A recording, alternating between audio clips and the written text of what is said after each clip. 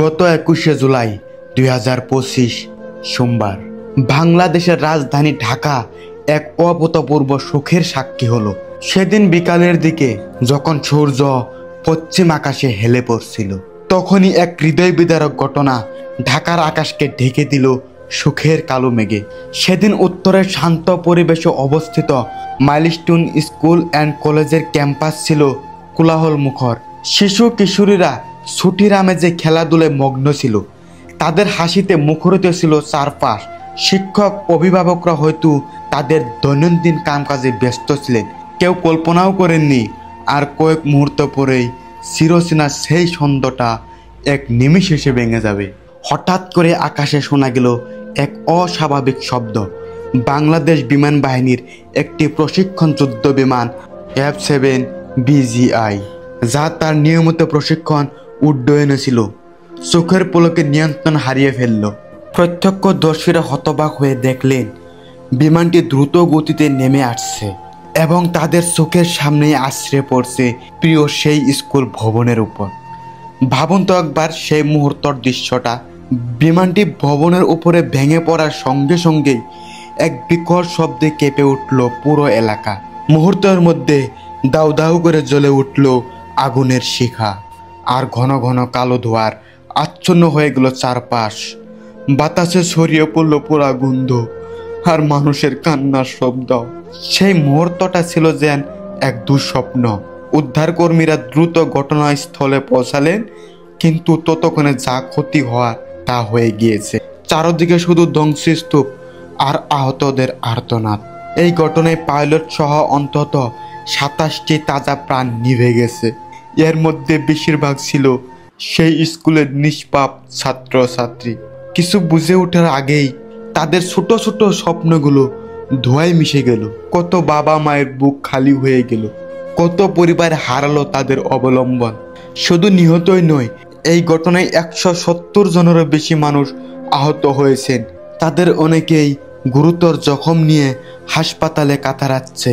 তাদের শরীরের আঘাত হয়তো একদিন সেরে যাবে, কিন্তু মনের গভীরে যে ক্ষত তা হয়তো কোনোদিনও শুকাবে না। তারা হয়তো সারা জীবন সেই ভয়াবহ দৃশ্যর স্মৃতি বয়ে বেড়াবেন। এই মর্মান্তিক ঘটনায় গোটা বাংলাদেশ স্তব্ধ। সরকার একদিকে জাতীয় শোক ঘোষণা করেছে, কিন্তু একদিনের শোক কি সেই সব হারানো মানুষের ব্যথা লাঘব করতে পারে? যারা তাদের প্রিয়জনকে হারিয়েছে, তাদের জীবনে যে শূন্যতা তৈরি হয়েছে তা আর কোনোদিন পূরণ হওয়ার নয়। এই ঘটনা শুধু কয়েকটি পরিবারের নয়, এটি সমগ্র জাতি এক অপূরণীয় ক্ষতি। এই দুর্ঘটনার কারণ অনুসন্ধানে একটি উচ্চ পর্যায়ের তদন্ত কমিটি গঠন করা হয়েছে। আমরা আশা করি এই তদন্তের মাধ্যমে প্রকৃত কারণ বেরিয়ে আসবে এবং ভবিষ্যতে যেন এমন মর্মান্তিক ঘটনা পুনরাবৃত্তি না ঘটে তার জন্য প্রয়োজনীয় সকল ব্যবস্থা নেওয়া হবে। এই সম্পর্কে আমাদের ভারতের প্রধানমন্ত্রী নরেন্দ্র মোদী সহ বিশ্বের বহু নেতা এই ঘটনায় শোক প্রকাশ করছেন এবং বাংলাদেশের পাশে থাকার আশ্বাস দিয়েছেন। এই সংসদটি হয়তো কিছুটা হলেও স্বজনহারাদেরকে মনে সান্ত্বনা দিবে। আসুন আমরা সবাই মিলে এই দুর্ঘটনার শিকার সকল আত্মার শান্তি কামনা করি। যারা আহত হয়েছেন তাদের দ্রুত আরোগ্য কামনা করি। যারা তাদের প্রিয়জনকে হারিয়েছেন তাদের প্রতি জানাই আমাদের গভীর সমবেদনা। এই কঠিন সময়ে আমরা যেন তাদের পাশে থাকতে পারি। এই ঘটনার প্রতিচ্ছবি, প্রতিটি কান্নার আওয়াজ আমাদের হৃদয়ের দাগ কেটে যাবে। এটি আমাদেরকে মনে করিয়ে দেয় যে জীবনের অনিশ্চয়তা এবং এর প্রতিটি মুহূর্তের মূল্য। আসুন আমরা সবাই এই সুখকে শক্তিতে পরিণত করে সামনে এগিয়ে যাই। প্রার্থনা করি যেন ভবিষ্যতে আমরা আর কখনো এমন ঘটনার সাক্ষী না হই। তো প্রিয় দর্শক বন্ধুরা, ঘটনাটি অনেক মর্মান্তিক। আমি যখন এই সম্পর্কে ভিডিও ঘাটাঘাটি করি তখন আমি কান্না করে ফেলছিলাম। এত হৃদয় বিদারক ঘটনা ঘটে গিয়েছে। গত 1 মাস আগেও আহমেদাবাদ প্লেন ক্রাশ হয়েছে। তো আমাদের সাথে কেন এমন হচ্ছে? আল্লাহ কি আমাদের উপরে নির্ঘুম হয়েছে? কেন আমাদের উপরে গজব? তো প্রিয় বন্ধুরা, যারা এই দুনিয়া ছেড়ে চলে গিয়েছে তাদের আত্মার শান্তি কামনা করুন। আল্লাহ যেন তাদেরকে জান্নাতুল ফেরদাউস নসিব করে। আর আপনাদেরকে একটি কথা বলে রাখি, এই দুনিয়াটি একটি মরীচিকা, কখন কার মৃত্যু হয়ে যাবে কেউ জানে না। তার আগে ভাবছিল তারা মারা যাবে, তো আমরা কোন সময় মারা যাব কেউ বলতে পারে না। আল্লাহ কখন কাকে কোন সময় নিয়ে যাবে কেউ বলতে পারবে না।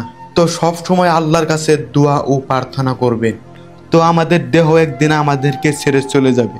তো এ নিয়ে আমি একটি গান পরিবেশন করব, সম্পূর্ণ গানটি শুনবেন, চোখে জল আসবে, আপনার শেষ বিদায়ের কথা মনে করিয়ে দিবে। চলুন আমরা গানটি শুনে আসি। তোরা বুঝবি রে সেই দিন,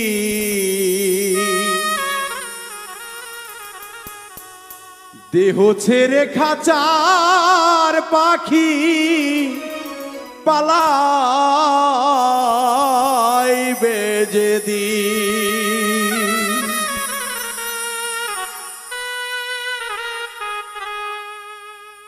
সেদিন শত কাঁদলেও আর পাবি না হইবে যে লীন রে। সেদিন 100 কাঁদে আর পাবা না হইবা বেলীন। দেহ ছেড়ে খাঁচার পাখি পালাবে যেদিন, তোরা বুঝবি গো সেদিন।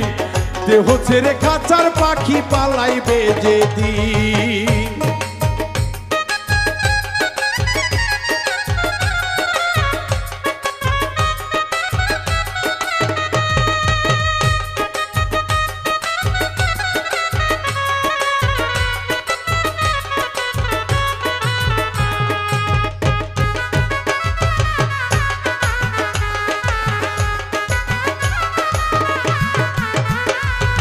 আগুন পানি বাতাস মাটি এই দেহ তৈরি, তার ভিতরে ঢুকাই দিল হাওয়ার একটা পাখি।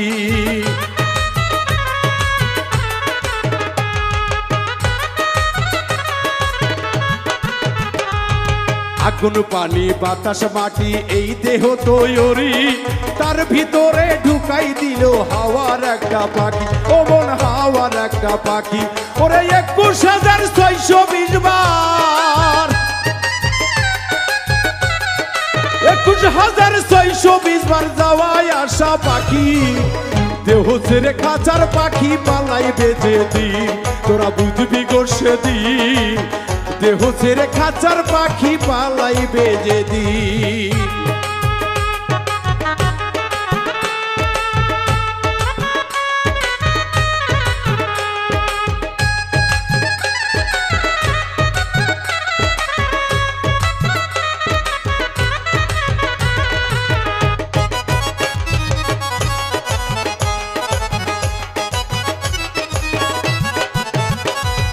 ছয়জনাতে সেই পাখিরে দেয় যে কুবুদ্ধি, ছয়জনা 6 দিকে টানে উপায় না দেখি।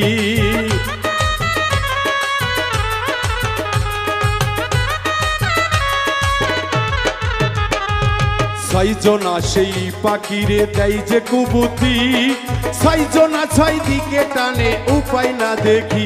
আমি উপায় না দেখি। এই মাটির দেহে রচেন পাখি,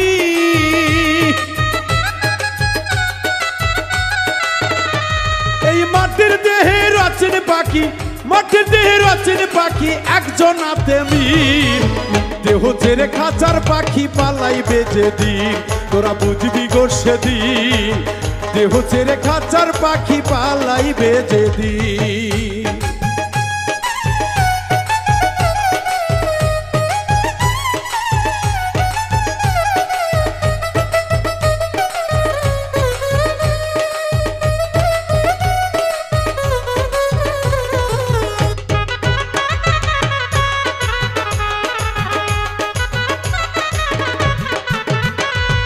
যে বানাইলো হাওয়ার পাখি তারে দেখছনি, কোনখানে তার বসত বাড়ি ঠিকানা তার কি।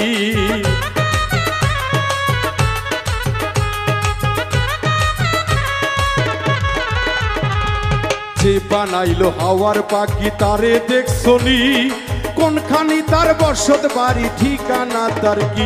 ওরে ঠিকানা তার কি। ওরে বাবুল মিন্টু রচিন পাখি,